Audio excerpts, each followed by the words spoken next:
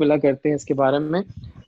One of the very important sessions, but was a very important lectures topics regard FCPS part 1 is also cell injury. Uh, though it's not mentioned in the syllabus, but still we have many questions coming from it because they are in the other way or any other way linked up with general pathology, right? So we all know cell injury or adaptations, these are the two modes to which cell responses, right? Start because I was hearing some voices in my background. So now because a lecturer needs a full silence in his background when he wants to deliver something. So thanks for your cooperation. Cell response to stress and injury occurs in two ways. We can see cell injury होती है वो चार चीजें थी. अगर cell adapt नहीं कर पाता तो cell goes towards cell injury. और इंजरी दो तरह की होती हैं, या तो रिवर्सिबल होती है या इरिवर्सिबल होती है. रिवर्सिबल जब हम बोलते हैं लफ्ज तो मीन्स है कि वापसी मुमकिन है. इरिवर्सिबल में वापसी मुमकिन नहीं होती, यानी कि सेल डेथ की तरफ जाता है. ठीक है. और बहुत सारे एमसीक्यूज आते हैं इसमें से, मैं tell you one by one क्या क्या आता है. Just have one headlines of different cell injury causes. सबको पता है क्या क्या कॉजेज होते हैं, but just reminder for you all क्या क्या कॉजेज होते हैं. Hypoxia is the number one cause of cell injury. Oxygen का कम होना, it's all number one. Physical agents cell injury कर सकते हैं, केमिकल एजेंट्स सेल इंजरी कर सकते हैं, and infectious agents cell injury कर सकते हैं for sure, right. Then immunological reactions की ज्यादती सेल इंजरी कर सकती है, and then we have genetic derangements can lead to cell injury, fine, and nutritional imbalances can also contribute. But काम की बात क्या होती है, द टेक होम जो वर्क मेन आपको याद रखना होता है वो है कि what are the general principles of cell injury. याद रखिए cell response depends upon kind, severity और कितनी देर की इंजरी रही है, ड्यूरेशन कितना है. Fine. Number two, clinical effects of cell injury depend on what kind of cell is affected. कौन सा सेल अफेक्ट हुआ है, what is the prior state of health, and what sort of adaptive mechanisms available to it. अगर heart है तो it can not adapt except hypertrophy, तो cell injury जल्दी हो जाती है. हार्ट अटैक होता है तो क्या होता है, ये होता है ना, सेल इंजरी होती है.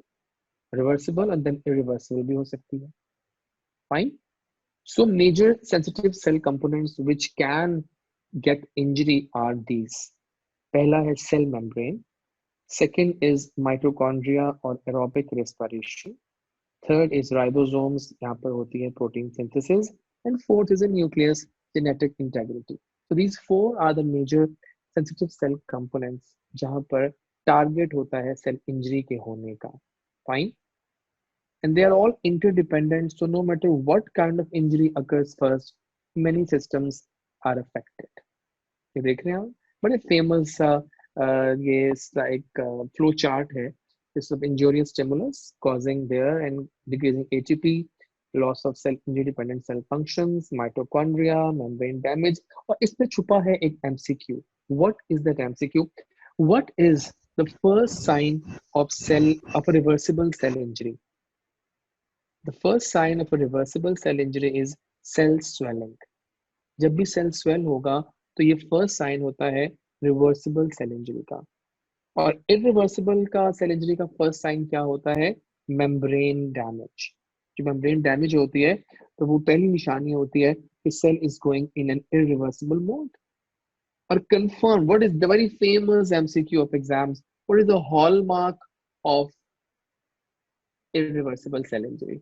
Can you answer? Can you make guesses? It's nuclear damage. तो आपको तीन MCQ हमने इस 30 सेकंड में करा दिए. The first sign of reversible cell injury. Yeah, any question? No. Okay, अगर आपके पास कोई सवाल आप एंड में सब सवाल कर सकते. No worries, right. तो थोड़ा सुन ले मुझसे आप, फिर एंड पे you can ask me any question. Fine. So तीन चीजें हो गई. Cell swelling reversible cell injury का साइन है. First sign of irreversible cell injury membrane damage है. और confirm sign of irreversible cell injury is nuclear damage. These are the, I repeat again, mechanisms of cell injury. First is ATP depletion. ATP कम होता है तो ये सब चीजें होती हैं. सोडियम पंप काम करना छोड़ देता है. इन्फ्लक्स होता है कैल्शियम का, वाटर का और सोडियम का. सेल स्वेल कर जाता है, या इस तरह से होती है सेल स्वेलिंग, या डिक्रीज एटीपी होगा, ग्लाइकोजन टूटेगा ग्लूकोज प्रोवाइड करने के लिए, ग्लाइकोजन मोर ब्रेक डाउन, ग्लूकोज बनेगा, लैक्टिक एसिड बनेगा ग्लूकोज से, तो पीएच कम हो जाएगी। जहाँ एसिड होता है वहाँ पीएच कम ही होती है, और जब पीएच कम होगी ना सेल की, तो फिर सेल्स अपना जो तवाजुन है वो खो देंगे, और वहां पर क्रोमेटिन की क्लम्पिंग यानी कि खराबियां शुरू हो जाएंगी, राइबोसोम टूटेंगे, कम प्रोटीन्स बनेंगी। तो जब कम प्रोटीन्स बनेंगी तो वो उस तरह से लिपिड्स को ट्रांसपोर्ट नहीं कर पाएंगी, लिपिड्स ट्रांसपोर्ट नहीं होंगे तो लिपिड्स जमा होते जाएंगे, तो फैटी चेंज आ जाएगा सेल्स के अंदर, लिपिड्स की डेपोजिशन होगी। कहते हैं ना कि लिपिड डिपॉजिट क्यों होते हैं जब प्रोटीन्स कम बनती है, बिकॉज लाइपोप्रोटीन्स नहीं रहते, तो जब लाइपोप्रोटीन नहीं होगा तो फिर सेल उस तरह से नहीं कर पाएगा, ठीक है ना। So I am just skipping those things तो जरूरत नहीं है करने की। And very second important is mitochondrial dysfunction. तो देखिए आप एटीपी प्रोडक्शन कम होती है, जैसे माइटोकॉन्ड्रिया इंजरी होगी, एटीपी कम आएगा, तो आपकी आप देख रहे हैं कि जो एरोज बने हुए येलो एरोज, इसमें से आपकी प्रोटीन्स कुछ होती हैं जो कि एपोप्टोसिस करवाती हैं, साइटोक्रोम सी, वो बाहर आती हैं, और वो बाकी प्रो एपोप्टोटिक प्रोटीन के साथ मिलकर सेल को खत्म यानी कि सेल डेथ कर देती हैं थ्रू एपोप्टोसिस। यहाँ आपकी मुलाकात करवाते हैं ये जो दरवाजे बने हुए माइटोकॉन्ड्रिया के बाहर, इनका नाम क्या है, इनको कहते हैं एमपीटी, माइटोकॉन्ड्रियल परमेबिलिटी ट्रांजिशन। एक बार एक सवाल आया था एग्जाम में इस तरह का, व्हाट इज एमपीटी, फिर उन्होंने चार ऑप्शन दी थी, mitochondrial permeability transition, mitochondrial permeability transport, इस तरह के डिफरेंट डिफरेंट, तो आपको ये भी चीजें आ सकती हैं, so you have to be vigilant with these things. जब कैल्शियम बढ़ता है आपके सेल में, मैंने पहले दिखाया आपको, कैल्शियम सेल के अंदर आ जाता है, तो फिर क्या होता है, पहला इफेक्ट जानते हैं आप लोग। जब कैल्शियम आता है तो वो तमाम एंजाइम्स को एक्टिवेट कर देता है, एटीपीएस को एक्टिवेट कर देगा, वो एटीपी तोड़ेगा, फॉस्फोलाइपेज को एक्टिवेट करेगा, वो मेम्ब्रेन को डैमेज करेगा, प्रोटीएस को एक्टिवेट करेगा, वो प्रोटीन्स को डेपोजिशन को करेगा, तोड़ेगा मतलब, और एंडोन्यूक्लियस को करेगा तो वो न्यूक्लियर डैमेज कर देगा। सो कैल्शियम के आने से एंजाइम्स एक्टिवेट होते हैं जो मेम्ब्रेन डैमेज का फिर रिजल्ट लेकर आते हैं, फाइन। और आखिरी जो हमारा होता है मैकेनिज्म वो है मेम्ब्रेन डैमेज। तो कोई पूछेगा आपसे कि मेम्ब्रेन डैमेज कैसे होती है, बिकॉज बहुत सारे मैकेनिज्म्स चल रहे हैं। Membrane damage is the first sign, confirm sign of irreversible cell injury. ये देखिए आप, कैल्शियम के बढ़ने से एंजाइम्स एक्टिवेट हुए और मेम्ब्रेन डैमेज हुआ, या एटीपी कम हुआ, माइटोकॉन्ड्रियल डिसफंक्शन हुआ, उससे हुआ, या सेल मेम्ब्रेन का डैमेज ही हो गया, उससे भी हो गया, फाइन है ना। इस तरह होता है मेम्ब्रेन डैमेज। जनाब एक बहुत इंपॉर्टेंट इवेंट सेल इंजरी में जो होता है वो है फ्री रेडिकल फॉर्मेशंस, और ये बहुत इंपॉर्टेंट होते हैं। What is a free radical, जानना चाहते हैं आप? अ, देखिए आपके जो मॉलिक्यूल्स काम कर रहे हैं वो बड़े स्टेबल हैं, सुकून से काम करते हैं, उनके आउटर ऑर्बिट में पेयर्ड इलेक्ट्रॉन्स पड़े होते हैं। जब भी वो पेयरिंग खत्म होती है ना, तो वो मॉलिक्यूल अनस्टेबल हो जाता है। लाइक हमने देखा होगा बहुत सारे आयंस होते हैं, OH minus hydroxyl, O2 minus, ठीक है ना, तो ये सब फ्री रेडिकल्स हैं। Free radicals are, what are free radicals? They are chemical species with a single unpaired electron in the outer orbit. They are chemically unstable, तो जो चीज भी अनस्टेबल होगी स्टूडेंट्स, वो रिएक्ट करना चाहेगी फॉरन तमाम मॉलिक्यूल से, चाहे ना चाहे, रिजल्टिंग इन केमिकल डैमेज। और इनकी एक बड़ी गंदी आदत ये होती है स्टूडेंट्स के, ये खुद ब खुद रिएक्शंस करवाते रहते हैं, कॉल्ड ऑटो कैटालिसिस, यानी ब्रेक डाउन बहुत करवाते हैं। फ्री रेडिकल्स जो हैं वो बहुत अजीब व गरीब चीजें होती हैं, कई तरीकों से बन सकते हैं, गैसेस के थ्रू, ऑक्सीडेशन रिडक्शन रिएक्शंस के थ्रू, डिफरेंट, अगर आपको ज्यादा एक्सपोजर हो रहा है रेडिएशंस का, एक्सरेज का, अल्ट्रावायलेट्स का, वो भी वाटर को तोड़कर डिफरेंट अनस्टेबल रेडिकल्स बना सकती हैं, लाइक OH माइनस और हाइड्रोक्सिल और हाइड्रोजन। इस तरह से केमिकल्स जो होते हैं अगर वो ब्रेक डाउन कर जाए तो उनके भी फ्री रेडिकल्स बन जाते हैं, लाइक CCl4 CCl3 बना देगा, वो भी खराब होगा। लेकिन हाँ, जहाँ बुराइयां हैं तो फिर वहाँ कुछ अच्छाइयाँ भी हैं। जहाँ टॉक्सिक रिएक्शंस चाहिए हो, टॉक्सिसिटी को खत्म करना हो, तो वहां पर फ्री रेडिकल टॉक्सिसिटी खत्म भी कर सकता है, ठीक है ना। लेकिन वैसे ओवरऑल फ्री रेडिकल्स जो हैं ये डैमेज ही करते हैं, और इनको तोड़ना, इनको संभालना बहुत जरूरी है। ये मेम्ब्रेन्स को तोड़ देते हैं, डीएनए को फ्रेगमेंट कर देते हैं, प्रोटीन्स को खराब। ये तो बड़ी एक मजेदार बात है स्टूडेंट्स के, अगर आपने सेल्स को अनस्टेबल करना है तो आपको 3-4 जगह तोड़नी होंगी। कहते हैं ना, किसी को अगर आपने हुक्मरानी करनी हो महल पे, तो महल की पहले आप दीवारें तोड़ते हो, मेम्ब्रेन्स, फिर आप अंदर जाके मेन जो महल का कमरा है, खजानची खजाना होता है, वहां वो खजाना न्यूक्लियस होता है, वहां जाके डीएनए तोड़ते हो, और फिर प्रोटीन्स के ब्रेक डाउन को एनहांस कर देते हो। यही होते हैं गंदे काम फ्री रेडिकल्स के भी। और इनको संभालना हो तो क्या करना है, तो ये करना है, कभी खुद ब खुद खत्म हो जाते हैं। डिफरेंट वाइटामिन्स हैं, वो एंटीऑक्सीडेंट्स के तौर पर बिहेव करती हैं, वो खत्म कर देती हैं इनको। कुछ एंजाइम बड़े मशहूर हैं जो एग्जाम में पूछे जाते हैं, कौन सा एंजाइम है जो कि स्कैवेंजर स्कैवेंजर कहते हैं खत्म करने वालों को। उनमें ये 3 एंजाइम हैं जो कि स्कैवेंजर्स हैं फ्री रेडिकल्स के, ग्लूटाथायोन, कैटलेज और superoxide dismutase. You don't need to understand these reactions, इतना काफी है कि ये आपके अनस्टेबल कंपाउंड्स को स्टेबल बना रहे हैं। I repeat the names, super oxide dismutase, glutathione and catalase. Fine. तो ये इस तरह से आप इन रेडिकल्स को आप वो कर सकते हैं। बट एक बड़ा एक सवाल आता है कि what is reperfusion ischaemia injury, what ये क्या होती है। देखिए, मिसाल लेते हैं, एक पेशेंट है, उसको हार्ट अटैक हुआ, और डॉक्टर ने बगैर किसी वजह के उसको रिपरफ्यूज करने की कोशिश की, ज्यादा ओवरडोज दे दी ड्रग्स की। हार्ट पहले ही डैमेज था, इंजर्ड था, वो इतना ज्यादा बोझ कैसे संभाल पाएगा ड्रग्स का। तो क्या होता है ना कि पेशेंट ठीक हो, पेशेंट और खराब हो जाता है, बिकॉज कैल्शियम का इनफ्लो बढ़ जाएगा, नंबर वन। और नंबर टू, फ्री रेडिकल्स जो हैं वो ज्यादा बनेंगे, और जहां वो बनते हैं फिर वो आके उन ऑलरेडी इंजर्ड सेल्स को और खराब कर देंगे। This is called reperfusion ischaemia injury और डैमेज। ये आपके सेल्स को मजीद खराब करते हैं। मुझे बताइएगा बाद में आप लोग कि मेरी ये स्पीड ठीक है, because I know it's a crash course, you have to be a bit pacer. Fast नहीं कहूंगा मैं, थोड़ा मुझे पेसर होना पड़ेगा, वरना हम बहुत लंबा, चाहे को तो मैं लेक्चर ले लूँ फिर आपके 50 घंटों के, मुझे बिठा दें आप, लेकिन अगर हमें एग्जामिनेशन पॉइंट्स पे रहना है और टू द पॉइंट बात करनी है, तो फिर ये देखिए सवाल दिखाते हैं आपको, बड़ा मजेदार क्वेश्चन दिखाया था पार्ट 1 में।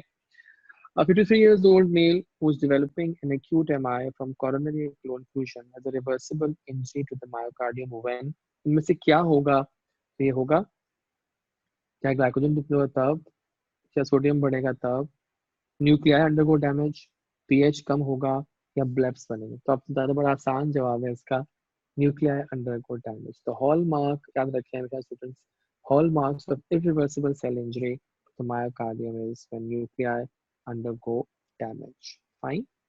एक और सवाल देख लीजिए।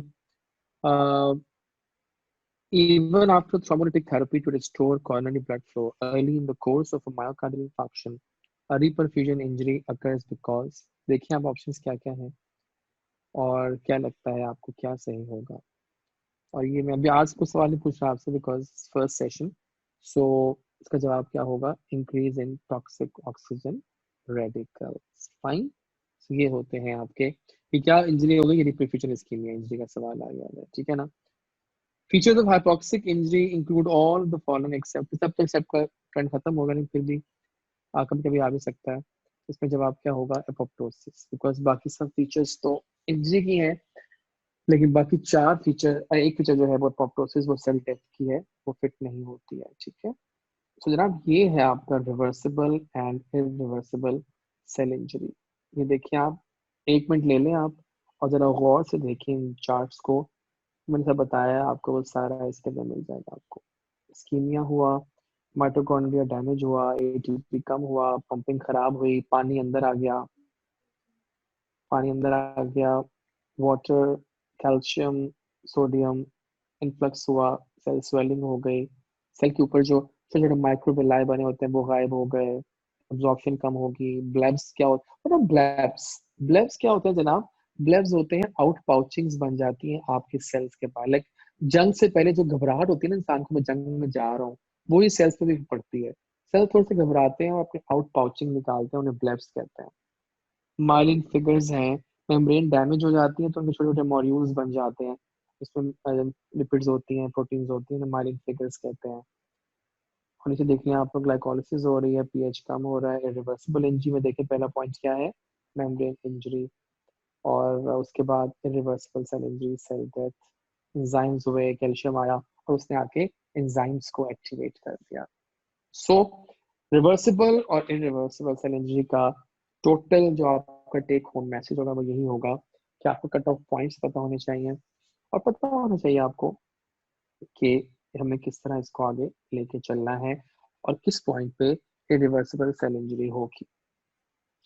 ठीक है, तो ये रहा आपका इरिवर्सिबल और रिवर्सिबल सेल इंजरी, इसको छोड़ दें, आप जरूरत नहीं है। देख रहे हैं आप, ये तो आउट पाउचिंग्स बनी हुई हैं, these are blebs। ये आउट पाउचिंग्स जो हैं ये ब्लेब्स हैं। फाइन, तो ये आपका हो गया। ये तो पिक्चर्स दिखाता हूँ आपको, आपको कॉन्सेप्ट को मजीद क्लियर करने के लिए। ये सेल स्वेलिंग है। हेलो, एनी क्वेश्चन सुनो चिल्लाओ, कुछ सवाल करना चाहते हैं आप? Yes sir. Yes sir. कोई सवाल है आपके जहन में? सर मैंने पूछना जी बताइए। सर मैंने पूछना है कि कि में अगर आता है कि उपयोग में अगर आता है कि कैल्शियम इन्फ्लक्स कैल्शियम इन्फ्लक्स नहीं होता, इरिवर्सिबल इरिवर्सिबल मेम्ब्रेन डैमेज ही मुझे होगा। मेम्ब्रेन डैमेज ही होगा। मुझे आपकी आवाज सही नहीं आई, दोबारा बोलें। कैल्शियम इन्फ्लक्स सर का सर सर के इरिवर्सिबल सर के इंजरी में इरिवर्सिबल इंजरी में हॉलमार्क हाँ हाँ मेम्ब्रेन डैमेज हो गया मेम्ब्रेन या डैमेज कैल्शियम हो गया इन्फ्लक्स या नहीं हो कैल्शियम सकता? इन्फ्लक्स नहीं हो सकता। नहीं, देखिए मेरी बात सुनिए, बताता हूँ आपको। बताओ, हॉलमार्क वो होता है जो आपको नजर आता है सेल में, ठीक है ना? तो ये हम जी सर। कंफ्यूज करते हैं आपको इस सवाल पूछकर। कैल्शियम जो है वो हॉलमार्क में नहीं आएगा, यू कांट सी कैल्शियम उस तरह से, राइट? हॉलमार्क में अगर ओके आपको सर। दो ऑप्शन दिए हैं ना कि न्यूक्लियर डैमेज और मेम्ब्रेन डैमेज, तो आपको टिक करना है न्यूक्लियस पे। अगर न्यूक्लियस नहीं कहा, फिर करना है आपने मेम्ब्रेन के ऊपर, फिर वो हॉलमार्क होगा। ठीक है, ये दो ओके सर, हॉलमार्क्स होते थैंक हैं। यू। सर पहला साइन जो है वो मेम्ब्रेन का है, दूसरा साइन जो है वो न्यूक्लियस का। Fine, okay sir, thank you. Okay sir, ठीक है थैंक ना? यू। हाँ, इस तरह से था। ठीक है, doctor Heera, are you there? जी सर। हाँ, मैं ये कहता कि हम इसको बस 5 मिनट्स और करेंगे, because I don't want students के वो इतना हैवी सब कुछ फील करें आज फर्स्ट सेशन में। तो आफ्टर जी some sir. Pictures I will जी close, sir. After 5 minutes I will close the session, right? Just I will show you some pictures now, ठीक है? सर आपसे जी बताइए बताइए। MCT stand for. हाँ, mitochondrial permeability transition, okay sir. ये 2 दफा आ चुका है एग्जाम में। Okay sir. MPT stands for, कि बड़े ऑप्शन देते हैं लेकिन टिक किस पे करना है आपने? Mitochondrial permeability transition, not transport. बड़ा कंफ्यूजिंग होता है टाइम्स, राइट? सही, थैंक यू। ठीक है, तो कुछ डायग्राम दिखाता हूँ मैं आपको। सही, ये थैंक देखिए आप सामने, ये इंजर्ड सेल है और इसमें सेल स्वेलिंग है और ये सेल बिल्कुल सोलन है। ये नॉर्मल सेल पड़े हैं साइड पे, ये जो वाइट सेल्स है स्वॉल बिकॉज ऑफ वाटर, ये सारे सेल्स स्वेल कर चुके हैं। This is cell swelling, the first sign of reversible. ये फैटी चेंज है, ठीक है। फैट सर एक तो बड़े लेटली मैंने चेक किया था कि 2 दफा इन्होंने स्टेन्स पूछे आप लोगों से कि कौन सा स्टेन्स करेंगे। लाइक एमाइलॉइड का स्टेन 1 दफा आ गया था। एमाइलॉइड एक क्या होती है, एमाइलॉइड आगे डिस्कस करेंगे इम्यूनिटी के साथ हम लोग। एमाइलॉइड एक ऐसी प्रोटीन है जो अनस्टेबल है, बुरी है और बुरे काम करती है, और वो ट्रांसपोर्ट जमा हो जाती है सेल्स के दरमियान में। और एमाइलॉइड जो है उसकी जमा होने की वजह क्या है कि फोल्डिंग प्रोटीन्स की सही नहीं होती प्रोटीन्स के सिंथेसिस में, इसकी वजह से अनस्टेबल प्रोटीन्स बन जाती हैं। और एक बड़ा इंपॉर्टेंट फेवरेट एमसीक्यू है स्टूडेंट्स एग्जाम में कि कौन सा स्टेन किया जाता है for amyloid Congo red, CONGORED। ये सामने आपको मैं फैट दिखा रहा हूँ, 2 बार फैट का भी स्टेन आ चुके हैं एग्जाम में सवाल। फैट के लिए कौन सा स्टेन करते हैं? ऑयल रेड ओ। ये देखिए आप, ऑयल रेड हो किया हुआ है, इसने सारी फैट को ऑरेंज कर दिया है। Orange is all fat. और ब्लू क्यों है? Blue is background. ठीक है, तो बड़ा फेवरेट एमसीक्यू है कि फैट के लिए कौन सा स्टेन होता है। ये आम पूछते हैं, चलते फिरते में सवाल आ जाता है मेडिसिन सर्जरीज वगैरह में, आराम से पूछ लेते हैं बगैर किसी उसके। तो ये आपको पता होना चाहिए। 2-3 बड़े फेमस स्टेन्स जो हैं, एक फैट के लिए सुडान ब्लैक करते हैं और एक ऑयल रेड ओ करते हैं। आपको दिखा दिया ऑयल रेड ओ। और ये इसको छोड़ने की जरूरत नहीं है, माइक्रोस्कोपिक व्यू है इंजर्ड सेल का। सेल काफी इंजर्ड है, काफी खराब है और ये देख रहे हैं आप, ये ब्लेब्स बने हुए हैं, these are blebs, this is all EM view, electron microscopic view। ये देखिए आप माइलिन फिगर्स पड़ी हैं सामने गोल गोल, जब देख रहे हो वर्ल्स बने हुए हैं। कल से मैं इंशाल्लाह आई विल ट्राई कि मैं पॉइंटर से आपको यूज करके दिखाऊं, तो आपको आसान समझ में आएगा सब कुछ। ये देख रहे हैं आप सामने, ये माइलिन फिगर्स हैं, ठीक है, these are माइलिन फिगर्स, ये जो वर्ल्ड से बन रहे हैं डार्क कलर के ऑन इलेक्ट्रॉन माइक्रोस्कोपी। फाइन, और ये अभी नहीं दिखा रहा मैं आपको, जरूरत नहीं है। कल इंशाल्लाह हम करेंगे, आगे चलेंगे। I don't want to get so much fast कि आपको जितना मैंने करवाया है, क्योंकि देखिए जो आज टॉपिक में करवाया है ना आपको, उससे हैवी टॉपिक, एडेप्टेशंस कर लिए आपने चारों, और आपने सेल इंजरी का प्रिंसिपल्स और एग्जांपल्स देखी और फीचर्स देखे हैं। आई डोंट वांट कि मैं सेल डेथ को आज ही करवाऊं, बिकॉज अगर मैं करवा भी दूं तो आप लोग उस तरह ग्रैस्प नहीं कर पाओगे। आज आपको जस्ट मैं थोड़ा मोशन में लेकर आ रहा हूँ, कल से इंशाल्लाह थोड़ा सा और फास्ट चलेंगे। सो कल इंशाल्लाह हम करेंगे सेल डेथ, जिसमें निक्रोसिस होगी followed by apoptosis, and then कौन कौन सी एक्यूमुलेशंस होती हैं जो एग्जाम में पूछी जाती हैं। इंट्रासेलुलर बड़ी मशहूर है, और ये ना बड़ी मशहूर टाइप चीजें हैं, बहुत फेमस होती हैं, बड़ी इंटरेस्टिंग सवाल आते हैं उसमें से, लेकिन ईजी होता है, not to worry. And I be showing इंशाल्लाह in all my sessions different types of pathology questions. और पूछूंगा आपसे कि आप क्या इसका जवाब लिखोगे, फिर आपसे हम उसको डिस्कस किया करेंगे साथ साथ, ठीक है। चाहता हूँ कि कुछ सेशंस में हम एमसीक्यू साथ में डिस्कस करें, ताकि एमसीक्यूज का भी एक दौर चला करे एंड पे हर सेशन के, ताकि वो आपको मतलब एग्जाम का भी आइडिया हो एग्जाम में क्या आना है।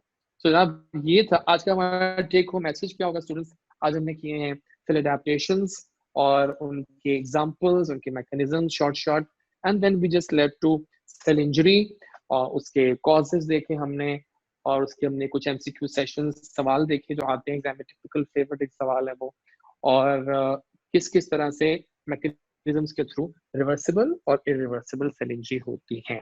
अब उसके सिक्वेली क्या होते हैं, वो सेल डेथ होती है। फाइन, हम कल स्टार्ट करेंगे इंशाल्लाह। Any questions for the time बताइए, the session is sir open for मुझे पूछना क्वेश्चंस। था जी जी सर मुझे पूछना था कि अमाइलॉइड स्टैंड का आपने क्या बताया था, वो रिपीट कर देंगे? अमाइलॉइड हाँ स्टैंड का हाँ आपने हाँ क्या हाँ बताया था, हाँ वो हाँ रिपीट श्योर कर श्योर श्योर। देंगे प्लीज? देखें वो जिक्र इसलिए आया क्योंकि इसके सामने स्टेन आ गया, और मुझे बड़ा एक होता है कि जो चीजें में आए मैं फौरन बता देता हूँ ताकि आपको मिस ना हो जाए चीज। एमाइलॉइड का एक बड़ा फेवरेट क्वेश्चन है, एमाइलॉइड क्या होती है। एमाइलॉइड एक अनस्टेबल प्रोटीन है जो कि मिसफोल्डिंग ऑफ, जब भी देखिए जब प्रोटीन्स बनती है ना तो वो फोल्डिंग करवाती है। फोल्डिंग जब उनकी होती है तो वो शेपरॉन्स, एक सपोर्टिंग प्रोटीन्स होती है, वो उनको फोल्ड करवाते हैं। कभी कभी बॉडी में शेपरॉन सही काम नहीं कर पाते, या कोई बीमारी चल रही होती है, कोई इलनेस होती है, क्रॉनिक कंडीशंस लाइक कैंसर्स भी हो सकते हैं, उनकी वजह से प्रोटीन्स कभी कभी फोल्ड नहीं होती और वो जमा होना शुरू हो जाती है, लाइक अनस्टेबल बैड प्रोटीन्स, उन्हें कहते हैं एमाइलॉइड। तो एमाइलॉइड के लिए फिलहाल इतने काफी है। उसके लिए एक स्टेन कौन सा करते हैं आप, फेवरेट स्टेन है कॉन्गो रेड, CONGORED। वैसे आगे जिक्र आएगा, don't be worry, in knowledge I will tell you something about amyloid also, so no need to worry about that, right. इसके बहुत सारे कॉजेज होते हैं, light chain, heavy chain, but don't make it a heavy dose on your mind right now, just relax, ठीक है। Any questions for the thank you. Session, the forum is open. Thank you. Sir, any questions? sir, जी अस्सलाम वालेकुम। या sure sure sure. Sir एक question आया था कि अमाइलोडोसिस के केस से हाँ हाँ, मुझे आवाज साफ क्यों नहीं आ रही आप लोगों की, दोबारा बोलें। sir, I need to ask हाँ हाँ, dysplasia occurred मतलब मुझे आपकी आवाज साफ नहीं आ रही, I don't know why. Doctor Hida, अगर आप मुझे थोड़ा कन्वे कर सकें चैट बॉक्स में, अगर आप लिख दें चैट बॉक्स में, जब सवाल लिखने में लंबा हो जाएगा टाइम। चैट बॉक्स में लिख दें, चैट बॉक्स में लिख दें। हाँ मुझे आवाज समझ नहीं आ रही है, सर मैं लेकिन सवाल मजेदार लग रहा है वैसे, आप उसकी बात है। हाँ बताओ पूछिए। जी सर, मुझे पूछना था कि एमराइट में जब टेक्निक की जाती तो ऐसे एप्पल डिफरेंट तो वेरी गुड क्वेश्चन। असल में पता है आप लोगों को ना, असली एमाइलॉइड आज हो गया सुने बताता हूँ, मैंने बस नाम ले लिया एमाइलॉइड का, वो हालांकि टॉपिक आज का नहीं, लेकिन मैं बताया तो आपको, नो वरीज। एमाइलॉइड बेसिकली देखिए क्या होता है कि वो जब आप नॉर्मल देखते हो ना स्लाइड्स में, तो वो नजर आता है आपको पिंक कलर का एसेलुलर मटेरियल। तो उसको हम पैथोलॉजिस्ट जो है वो हम कंफर्म करने के लिए एक स्पेशल स्टेन करते हैं, तो कहते हैं कॉन्गो रेड। अब वो फैंसी इसलिए है स्टूडेंट एग्जाम में, कॉन्गो रेड को देखने का खास तरीका होता है, हम यूज करते हैं पोलराइजिंग माइक्रोस्कोप यूज करते हैं, उसमें हम रखते हैं लेंस उसके ऊपर, उसको घुमाते हैं, पूरा जो पोलराइजर लेंस रखते हैं ना स्लाइड पे, तो वो पूरा डार्क हो जाता है। लेकिन जहां जहां एमाइलॉइड होगा वहां से दो तरह की लाइट्स निकलती हैं, जिनको वो जो कि एप्पल ग्रीन कलर की होती है, उन्हें कहते हैं रिफ्लेक्टरी एप्पल ग्रीन बायफ्रिंजेस, यानी कि दो तरह की लाइट्स वहां से निकल के आपको नजर आती हैं। पूरी वो जो है ना, पूरा वो उसको सराउंड कर रही होती है एमाइलॉइड को, और पूरा वो नजर आता है आपको ब्लैक बैकग्राउंड पे एप्पल ग्रीन शाइनिंग एमाइलॉइड। इसे कहते हैं, this phenomenon is called apple green birefringence. I have a question. हाँ I हाँ have a question. Hello. हाँ, मुझे Hello. आपकी आवाज आ रही है, बताइए सवाल। सर एक क्वेश्चन बहुत Most हाँ हाँ और उसके ऑप्शंस में जो है लाइसोसोम है, एंजाइम्स भी है, ऑटोफेजी एंजाइम्स भी है, ऑटोफेगी भी, इनफ्लक्स ऑफ कैल्शियम। तो इसमें से सर आप मुझे प्लीज, बहुत कंफ्यूजिंग है, आप मुझे प्लीज मैं बता दें कि बताता हूँ। करेक्ट है। देखिए, अगर आपको कंफर्म इरिवर्सिबल इंजरी में न्यूक्लियस और मेम्ब्रेन का जिक्र नहीं है ना, तो आपने जाना है लाइसोसोमल रप्चर्स पे, that is a confirm sign. Fine, ठीक है ना। Fine. अगर मेम्ब्रेन और न्यूक्लियस Fine. नहीं लिखा हुआ तो go for the next commonest one, that is lysosomal. Autophagy is not that phenomena, autophagy तो हो जाती है इन accumulations also. Autophagy is not a sign of death. Fine, it can just accumulate the things out. वो छोड़ दें इसको, उसको ताल्लुक नहीं है इसके साथ। सो आप लाइसोसोमल रप्चर पे जाइए, बिकॉज जब वो आता है ना, तो दैट मीन्स के सेल अब और मजीद अख्ताम पे जा रहा है। फाइन। और इनफ्लक्स ऑफ कैल्शियम जो है वो खराब साइन जरूर है, लेकिन वो कंफर्म साइन नहीं होता इरिवर्सिबल सेल इंजरी का।